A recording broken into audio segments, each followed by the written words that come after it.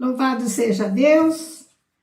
Tenho que cuidar do reloginho, da filmagem e estar de olho em vocês. Eu quero começar dizendo que ontem é muito difícil, gente, eu preparar na véspera. É muito difícil. Eu quase que jogo fora tudo que eu preparei. Mas não foi isso que aconteceu. Eu fico muito angustiada de ter que preparar na véspera, né? Ou com muita antecedência. Nós vamos começar, de fato, com uma atitude, mas que tem um fundamento que vocês precisam conhecer. Olha o que eu tenho na mão, olha.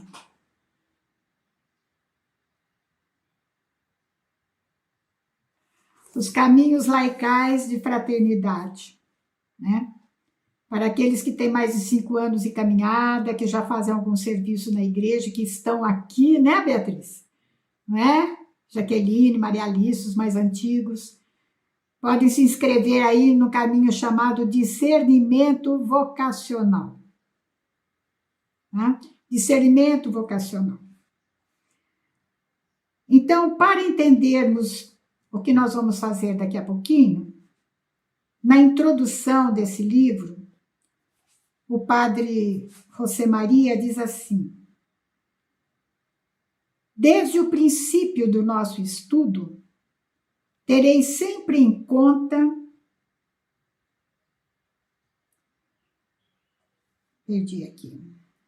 que o paralelismo fundamental que existe entre os religiosos e os leigos. Ambos são humanos, ambos são cristãos necessitados de ajudas e todos eles devem tender sob a moção da graça para a perfeita santidade. Por que que Deus me colocou esse parágrafo agora nas mãos?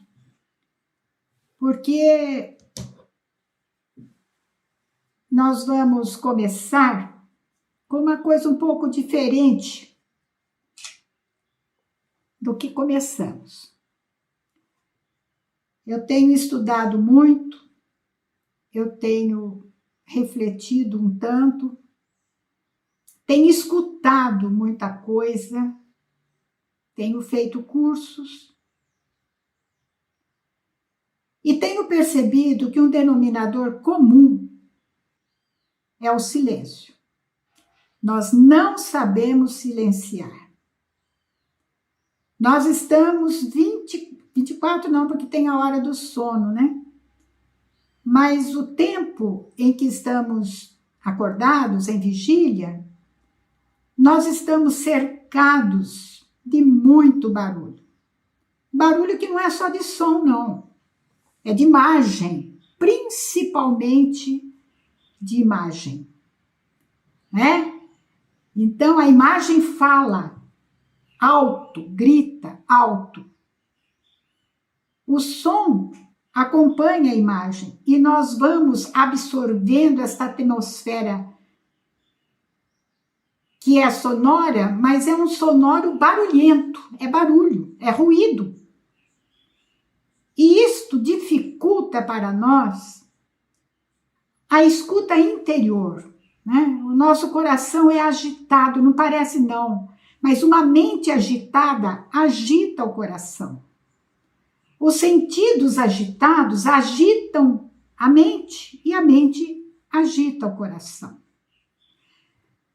Lembro que eu comecei com a leitura de um parágrafo do livro Caminhos Laicais de Perfeição, e o padre diz que é fundamental estabelecer um paralelo entre a vida dos religiosos e a vida dos leigos. A vida dos religiosos tem seus valores que vão iluminar aquilo que é próprio da vida laical. É próprio da vida religiosa sobretudo da vida monástica, começar o tempo da oração litúrgica, por exemplo, comunitária, com uma coisa chamada estação. A palavra estação vem do latim estácio, que quer dizer parada. Então, antes de entrarem para a capela, os monges fazem uma fila, eles vêm do seu trabalho, vêm dos campos, vêm do seu ateliê de artesanato, enfim, da onde eles trabalham, para rezarem a liturgia das horas.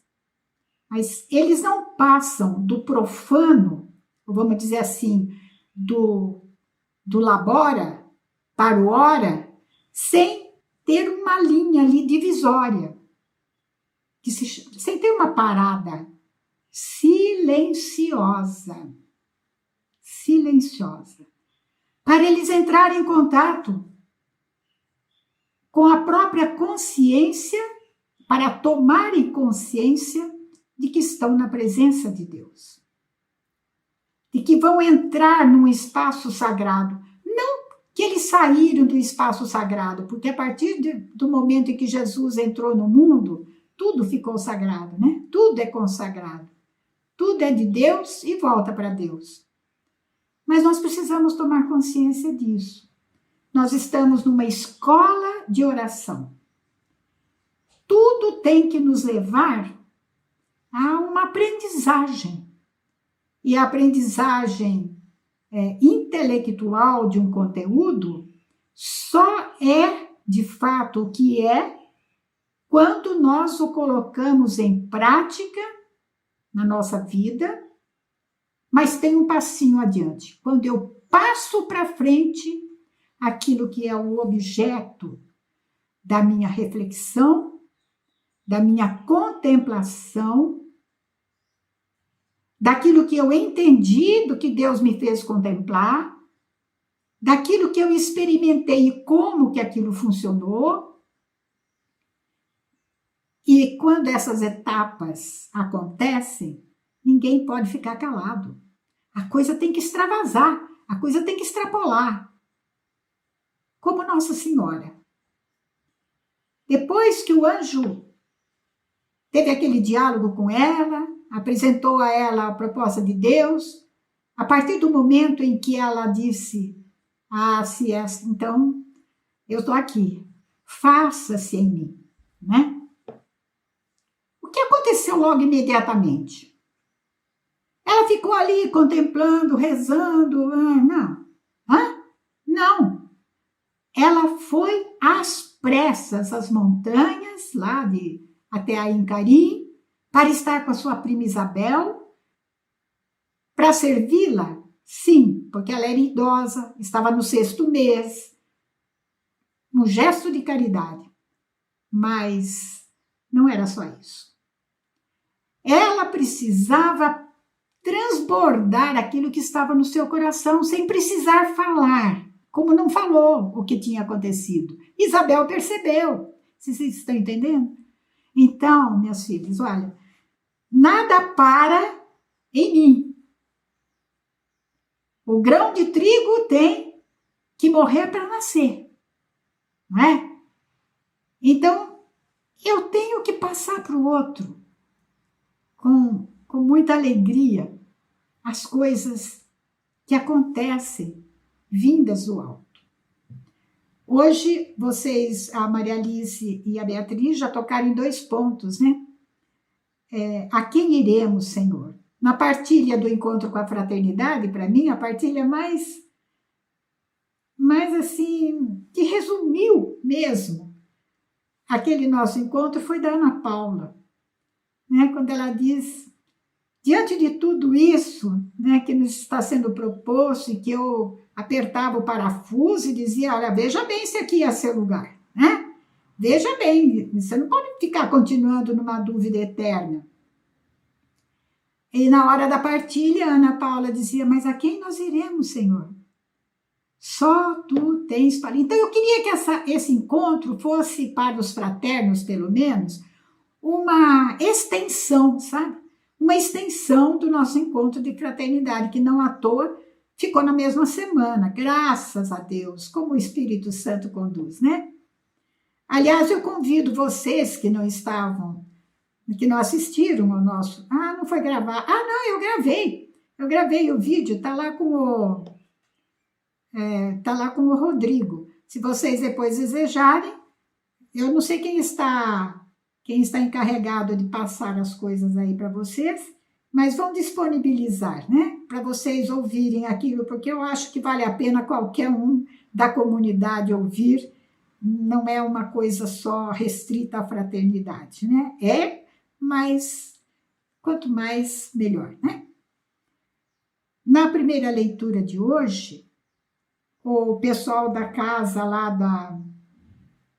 da menina, da Tabita, diz aqui que ela morreu, né? Levaram o corpo para o andar superior, mandaram chamar Pedro partiu imediatamente, e assim que chegou, levaram-no ao andar superior. Tudo aquilo que é uma convocação mais geral, tipo formação para fraternidade, todas. Escola de oração, né? Que é para todo mundo que participa da nossa comunidade. Eu gostaria que vocês se sentissem hoje, nesse momento, chamados a passarem para um andar superior. Né? Eu estou convidando vocês, estou me convidando também. Eu tenho um eu que precisa escutar o que eu estou falando, para passarmos do rasteiro, do térreo, do humano, do natural, da alma animal, para o andar superior. O andar de cima, né? Para estar com Deus. Vocês se lembram também daquela passagem quando Jesus manda seus discípulos, né, para prepararem a Páscoa? E aonde foi celebrada a Páscoa? No andar de cima, né? No andar de cima. Então, sair do rasteiro. A nossa oração tem que sair do rasteiro. Hoje mesmo estava escutando uma moça espetacular que fala sobre a vida espiritual, Ana Paula Barros, mas ela é supimpa, essa menina. Ela explicou um pouquinho o que é voltar ao primeiro amor, né, Fátima? Fátima, estou voltando ao primeiro amor. Ela diz assim, não é voltar àquelas emoções, né, dos inícios, quando a gente precisava de pirulito para não abandonar Jesus, a gente precisava dos docinhos, dos brigadeiros, né, dos hambúrgueres, daqueles toques sensíveis da graça para continuar a nossa caminhada. Mas a nossa fé, crescida, amadurecida, não pode se restringir a essas coisas, ela tem que crescer. Ela não pode ficar dependendo, né, dessas experiências sensíveis. Você não precisa saber se está crescendo ou se não está crescendo. Você precisa crescer, só isso. Para crescer, você precisa se entregar a Deus. Precisamos, quando eu falo você precisa, eu estou falando para mim também, tá? Nós precisamos estar disponíveis para Deus, não olhar para nós. Porque se olharmos para nós, nós vamos patinar, nós vamos naufragar. Olhar para Deus, para a vontade de Deus. A quem iremos, Senhor? Né? E no final desse encontro, quem sabe, surja no nosso coração aquele anseio do salmista, né, que diz, como é que eu vou retribuir ao Senhor por todo o bem que Ele tem feito na minha vida. Erguerei o cálice da salvação. Está profetizando o sacramento da Eucaristia, né? A ação de graças. A única ação de graças que Deus aceita é a que passa pela Eucaristia, né? É a que passa pelo sacramento, porque ali se dá a comunhão plena da esposa com o esposo. Falei demais para falar que nós precisamos fazer uma paradinha agora de silêncio, tomar consciência da presença de Deus, mas não só da presença de Deus. Quem vai se colocar, quem vai pedir que a sua presença diante de Deus se solidifique, se firme, e não seja um caniço agitado pelo vento das nossas preocupações, das nossas necessidades, que são tantas, mas agora não é hora disso. Agora é hora de você se reconhecer pequeno, pobre, nu, vendo como é verdade a palavra do salmista que diz: eu reconheço, Senhor, toda a minha iniquidade. O meu pecado está sempre à minha frente.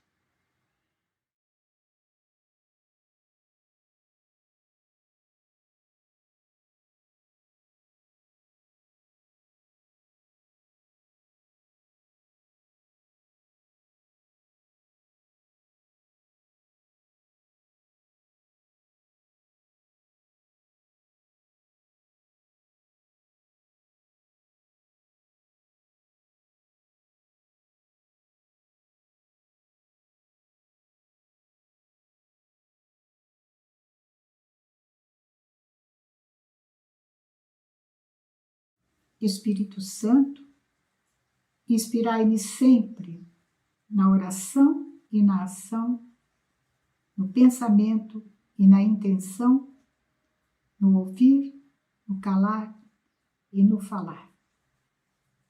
Nenhuma fibra do meu corpo, da minha alma e do meu espírito se mova, senão pelo vosso sopro de vida. Nossa Senhora, Mãe da Nova Aliança, ensinai-nos a obediência, ensinai-nos a obedecer. São José e Santa Teresinha, rogai por nós. Eu tenho outro livro aqui para apresentar para vocês. Olha aqui. Católicos ao combate. É uma carta pastoral do cardeal Leme. Sabem quando é que ele foi escrito? Essa carta? 1916. Começo do século XX. Quando o Brasil se orgulhava de ser, muito mais do que hoje, a maior nação católica do mundo. Numericamente, né? Chegava a 90 e não sei quantos por cento. Eu vou ler só o que está aqui atrás, uma frasezinha. Nós estamos numa escola de oração. Não perdi o foco não, viu? Escreve aqui o nosso cardeal. Que maioria católica é essa? Tão insensível quando leis, governos, literatura, escolas, imprensa, indústria, comércio e todas as demais funções da vida nacional se revelam contrárias ou alheias aos princípios e práticas do catolicismo. É evidente, pois, que, apesar de sermos a maioria absoluta do Brasil como nação, não temos e não vivemos vida católica. Somos uma maioria ineficiente. Concordam com isso? São palavras atuais? São para hoje? Experimentem ler o que está no miolo. O que ele fala sobre a igreja da época e sobre a sociedade civil. Por que eu estou dando essa introdução para vocês? Porque hoje Deus nos dá uma palavra que está na primeira carta a Timóteo, capítulo 2, versículo 1. Nós vamos falar sobre a oração de intercessão pela sociedade, pelo que está ocorrendo, porque isto não é facultativo. Rezar pelos poderes públicos não é facultativo. É obrigação. Não é uma simples exortação, é uma responsabilidade. Como diz o Papa Emérito Bento XVI, numa sua catequese de 2011, ele fala que na sociedade existe um germe de bem. E esse germe de bem é cada um de nós, que temos consciência da nossa fé, achamos que temos, né? Que somos bem formados, achamos que somos, que para onde iremos, Senhor, porque só Tu tem palavras de vida eterna, achamos que sabemos isso, né? Que já estamos convencidos disso. Precisamos ir além do ponto onde nós chegamos. Precisamos ter os pés no chão para que a nossa cabeça atinja o céu com a nossa oração por uma coisa concretíssima daqui. E o concreto que eu quero dizer para vocês hoje não são as suas necessidades, as nossas. Não. Não são as nossas preocupações. Não. É outra coisa. Porque dessa outra coisa depende, humanamente falando, da solução das suas preocupações hoje, dos seus problemas de hoje. Eu não sei se eu estou sendo claro. Estou sendo claro, gente? Por favor, façam assim. Assim. Tá bom. O que fala São Paulo ao seu discípulo, que ele chama meu filho legítimo na fé? Puxa vida, que Timóteo bacana, né? Meu filho legítimo na fé. Ele diz, antes de tudo, sublinha aí, antes de tudo, peço que se façam súplicas, orações, intercessões, ação de graças por todas as pessoas, pelos reis, pelas autoridades em geral, para que possamos levar uma vida calma e tranquila, com toda a piedade e dignidade. Tá vendo só o fundamento? Para que nós levemos uma vida calma, tranquila, não agitada do jeito que está, com toda a piedade, com todo o respeito, com toda a dignidade, é preciso rezar pelas pessoas, pelos reis, pelos que nos governam e por todas as autoridades em geral. Começando dos nossos bispos, do nosso Papa, dos bispos, da hierarquia, etc, etc. Isso é bom e agradável a Deus, nosso Senhor. Por quê? Ele quer que todos sejam salvos e cheguem ao conhecimento da verdade. Aqui está o pano de fundo para nós. Vamos dar uma navegadinha, começando lá de trás. Começando no livro do Gênesis, capítulo 18, nós temos aquela visita dos anjos, né?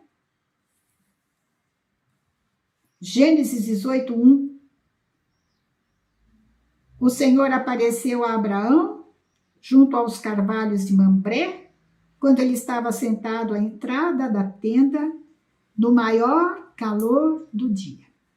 sol a pino, quer dizer, não havia sombra de dúvida, né? Não havia sombra sobre o que Deus iria fazer e falar através desses visitantes dos anjos. A conversa começa com Abraão se oferecendo para servir, renova a promessa de que Sara, embora idosa, iria conceber, e depois Deus começa a falar para Abraão do versículo 20.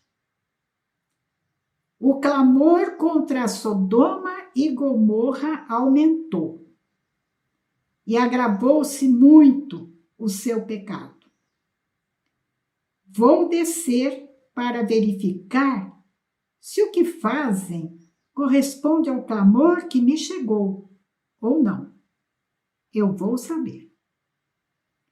Sodoma e Gomorra.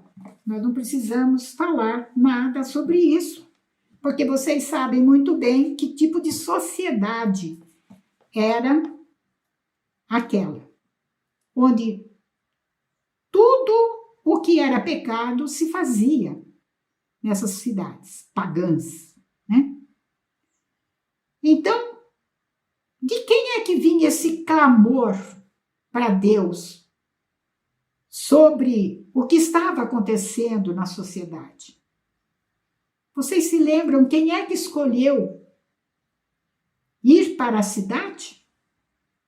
Quando Abraão e Ló começaram a sentir o problema entre os seus pastores, começaram a brigar por poços de água, por pastagens e aquilo, Abraão tomou a iniciativa e disse: Ló, não dá mais. Vamos fazer o seguinte, tá vendo tudo isso daqui, né? Você vai escolher para que lado você vai levar seu gado, seu povo, sua família e se estabelecer lá. Ló olhou, viu de um lado as montanhas, o deserto, um lugar que não prometia muita coisa, né? A vida seria muito dura. E do outro lado ele via cidades, né? Construção humana. Ele falou, eu vou para lá, onde a vida é muito facilitada. Certamente Ló, um homem de fé, também da estirpe de Abraão, era da família de Ló que subia esse clamor, eu acho que era. Porque de quem seria? De quem está fazendo pecado? Nem olha para o céu. Então era aquele povo que, puxa, escolhemos mal, olha no meio de quem nós fomos morar. Hã? Então, Deus, dá um jeito, acorde a gente aqui. Subiu do céu esse clamor. E Deus tomou a mesma atitude que tomou naquela passagem do Êxodo, né? Da sarça ardente, estão lembrados? Quando apareceu a Moisés e disse, Moisés, eu ouvi o clamor do povo. Eu estou vendo a situação do povo. E vou descer para tomar providência. Vou descer em você, Moisés. Vai e faz isso, aquilo, outro. Aqui Deus mandou Abraão, mas Abraão sentiu a dor no coração. Meu Deus, porque Deus disse, eu vou destruir essas duas cidades, com os pecadores e com aqueles que estão clamando por mim também, né? Então, os homens, virando-se, foram para Sodoma para executar a obra de Deus. Abraão permaneceu parado diante do Senhor. Fez a Estácio. Né? Parou. Puxa, como é que eu vou lidar com essa situação diante de Deus? Eu estou vendo o circo pegar fogo e não posso... alguma coisa eu posso fazer. Eu não tenho o poder na minha mão, mas eu tenho um poder que está acima de qualquer poder. É o poder da oração. A oração é aquele bater no coração de Deus, né? Bater e a porta vai ser aberta. Me procurem e vocês vão me achar. Né? Clamem por mim e eu vou ouvir. No meu tempo, na minha hora, do meu jeito, não do jeito que você quer. Daí a nossa atitude de abandono.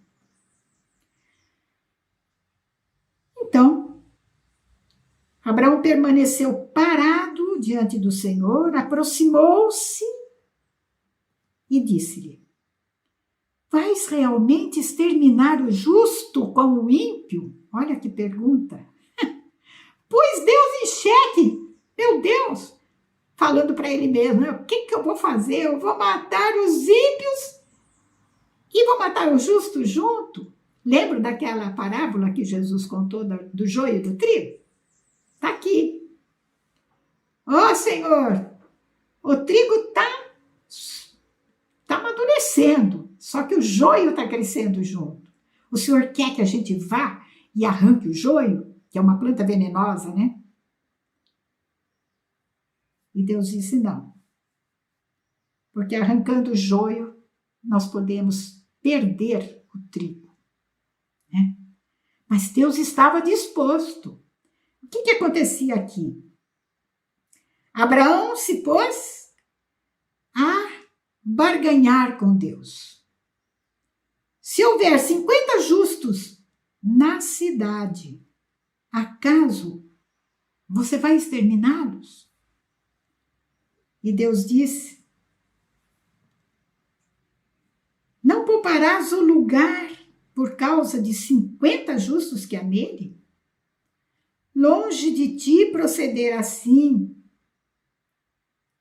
Alguém falou para Jesus também uma coisa semelhante, né?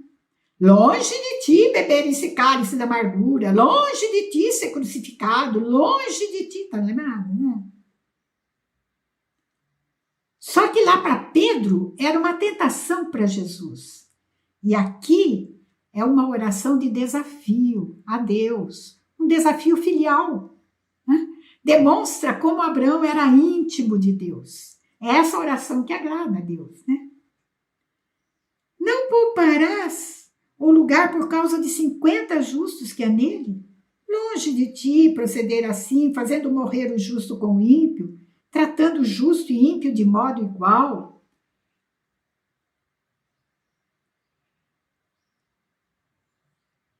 O juiz de toda a terra não faria um juízo justo? E o Senhor respondeu: se eu encontrar na cidade de Sodoma 50 justos, pouparei o lugar inteiro por causa deles.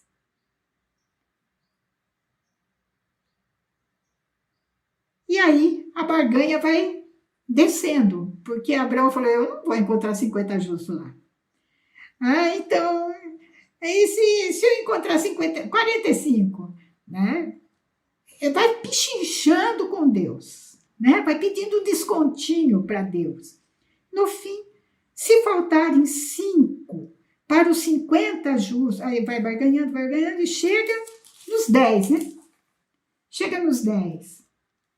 E Deus, por causa desses 10, não destruirei.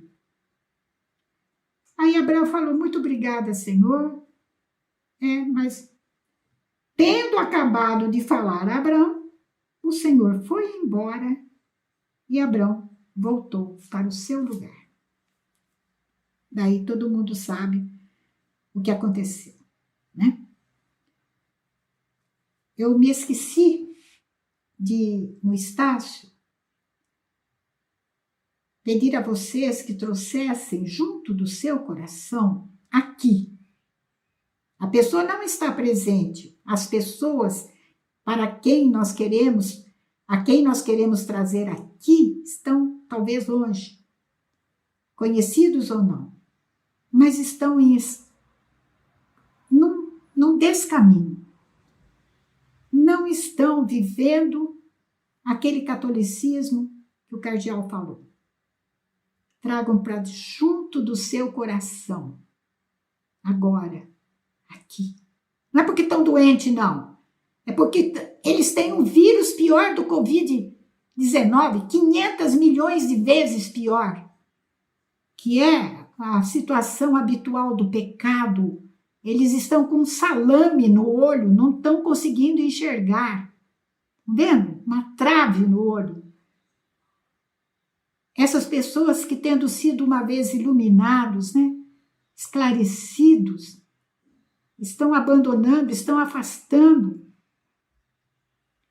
porque a situação de penúria está sendo uma ocasião de tentação e estão sucumbindo, estão esquecendo aquela palavra, nada antepor ao amor de Cristo, nada antepor a Deus. E estão se transformando em escravos das próprias necessidades. Eu vou usar algumas frases do Papa Emérito Bento XVI, quando ele diz que os justos, aqueles que têm uma clareza maior das coisas de Deus, como nós achamos que nós temos, né? Devem estar dentro da cidade. São Paulo pregava preferencialmente, minha gente, nos grandes centros. Nos grandes centros.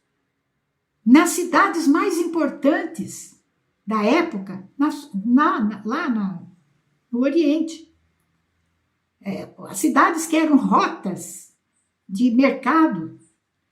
Porque para a palavra de Deus, a experiência, Jesus Cristo, ser levado por aqueles que perambulavam por ali. E nós, presta atenção onde nós temos missão. Não é nas grandes cidades? É ou não é? Nas grandes cidades. Qual é a nossa missão ali? Né? Os justos devem estar dentro da cidade. Mas não é só estar dentro fisicamente, agindo numa missão, é estar por dentro do que está acontecendo na cidade. Vocês entenderam? Não é só no campo da política, porque o Covid-19 veio para ocultar uma coisa muito mais grave que está acontecendo, gente. É esse governo globalizado, o governo centralizado em princípios anticristãos. Então não é estar dentro estar por dentro. Você está se recusando a escutar, pelo menos através de um noticiário justo, um noticiário que não tem nada a ver com as mídias tradicionais, novas redes de notícias para valer, fundamentados na verdade. Você precisa escutar. Pelo menos uma vez por semana que seja. Para ir ruminando na sua oração aquelas barbaridades que você está escutando. As experiências científicas que estão falando. Eu escutei antes de ontem uma médica famosérrima, especialista no combate ao Covid-19, a esse vírus, né? Dizer que está havendo um estudo sobre por que essa cepa, essa montoeira de cepa nova está aparecendo, principalmente, acentuadamente, depois da vacinação. Tem alguma coisa a ver? É bom a gente saber. Saber para quê? Primeiro para saber mesmo. Para saber dialogar com o homem do mundo do século XXI. Para ter autoridade, gente. A nossa autoridade de fé não vale nada para quem está até aqui atolada na lama do mundo. Mas se você entrar com argumentos racionais, que você sabe que são acrescidos da fé, alimentados pela fé, sem precisar falar. Você vai ter autoridade. Como Paulo sabia falar para os atenienses, como ele sabia falar para os pagãos, a linguagem deles. Jesus entrou na da samaritana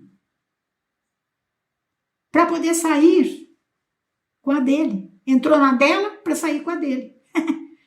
Conseguiu ou não?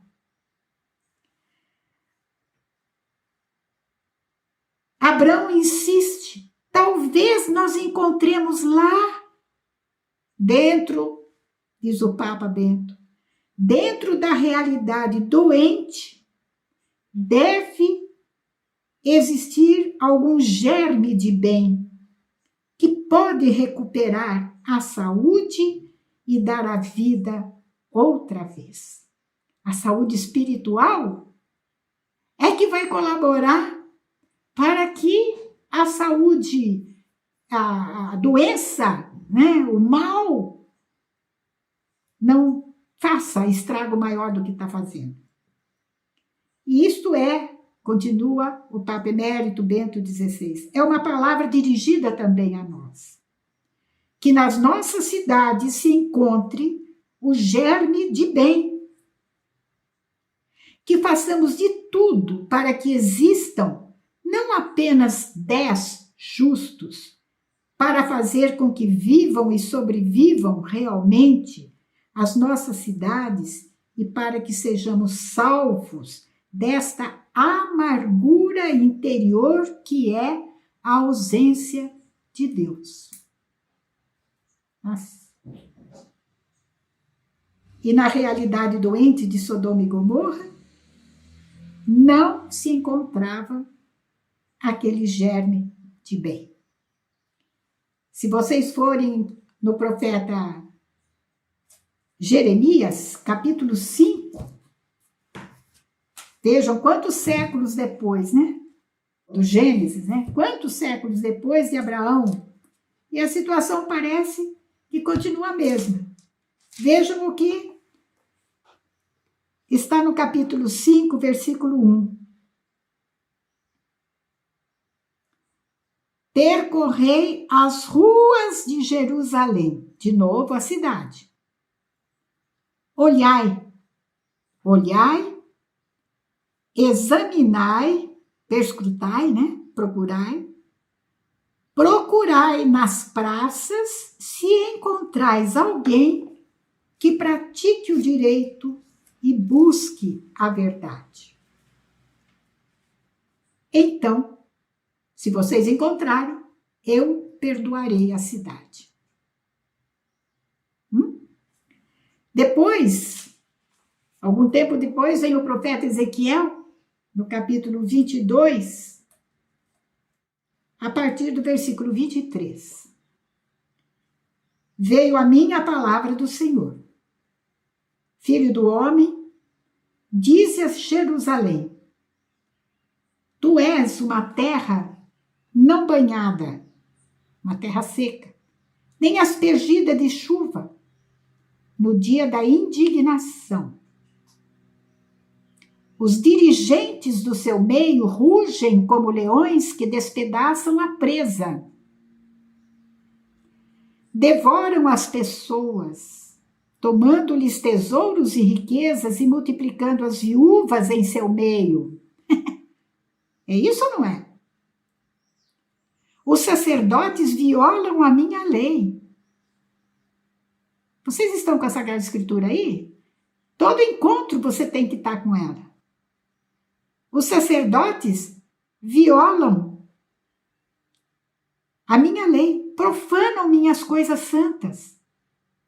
Eu não gosto desses videozinhos, acho ridículo, não dou audiência para isso, de um bando de freira dançando,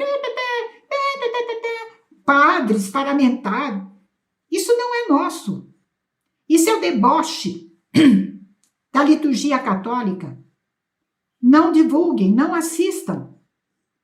Deem o dislike, sei lá o quê. Desliga, para de seguir. Ah, mas olha para falar a linguagem de hoje. Não, não é essa linguagem que vai nos dar autoridade Não é. Não é. Não é sendo do mundo, viu? Com hábito, paramento e tudo, que nós vamos salvar o mundo. Não. Os sacerdotes violam a minha lei, profanam minhas coisas santas, não distinguem entre o sagrado e o profano, nem ensinam a diferença entre o impuro e o puro. O cardeal Leme vai ter um capítulo aí que ele vai falar sobre a pregação dos sacerdotes, sobre o dever de catequese, e vai dizer, vocês, na pregação, na homilia, vocês estimulam o povo, por exemplo, para fazer adoração ao Santíssimo, para virem participar da Sagrada Eucaristia, mas vocês não ensinam o que é a Eucaristia, o povo não sabe. Então fica tudo numa devoçãozinha de casca de ovo, né? Ignoram os meus sábados ou os meus domingos e eu sou profanado entre eles. Os príncipes no seu meio são como lobos que despedaçam a presa, derramando sangue, destruindo vidas em sua avidez de lucro. Vocês estão acompanhando o que está acontecendo no nosso país? É isso. Os profetas cobrem tudo de reboco. Os que deviam tirar o reboco para revelar a parede, né? Não, rebocam por cima, ainda passa uma mãozinha de cal. Não aceitam falar a verdade nua e crua do Evangelho de Jesus, ficam sempre fazendo aquela linha mediana. Faltam 4 minutinhos para eu acabar. Dizendo, assim fala o Senhor Deus, quando o Senhor não falou nada. O povo da terra pratica a extorsão, agora sobrou para o povo também. Pratica a extorsão, comete roubos, oprime o pobre e o necessitado, maltrata o migrante, tudo sem julgamento. Procurei entre eles alguém que construísse um muro e se firmasse na brecha diante de mim em favor desta terra, para eu não a destruir. Mas não encontrei. Por isso vou despejar sobre eles a minha indignação. Vou consumi-los com o fogo de meu furor. Eu farei cair o seu procedimento mal de tudo isso, sobre a sua cabeça. Muito bem. Estamos perdidos? Não. Há um justo no meio de nós. Um justo que cumpriu a justiça perfeita de Deus. Um justo que pagou pelos injustos. No alto da cruz, em Lucas 23, 34, Jesus pede ao Pai, manifestando a grandeza do seu coração misericordioso. Não, eles não sabem o que fazem. Perdoai-lhes, Pai, porque eles não sabem o que fazem. Ah, mas os nossos sabem. Ah, sabem. Tem um projeto muito bem definido. Não sabem o que fazem. Não sabem. E a nossa intercessão tem que ser assim, Senhor, que eles encontrem a verdade, que eles se submetam à verdade, que eles aceitem a verdade, que eles se convertam e vivam. Finalizando, na oração cotidiana, saibamos desejar a salvação da humanidade e pedi-la com perseverança e com confiança ao Senhor, que é grande no amor. Sejamos o germe de bem que está presente na cidade, intercedendo pelos poderes públicos, pelas autoridades constituídas para governar a nação, para governar a igreja, para governar a nossa comunidade. Senhor,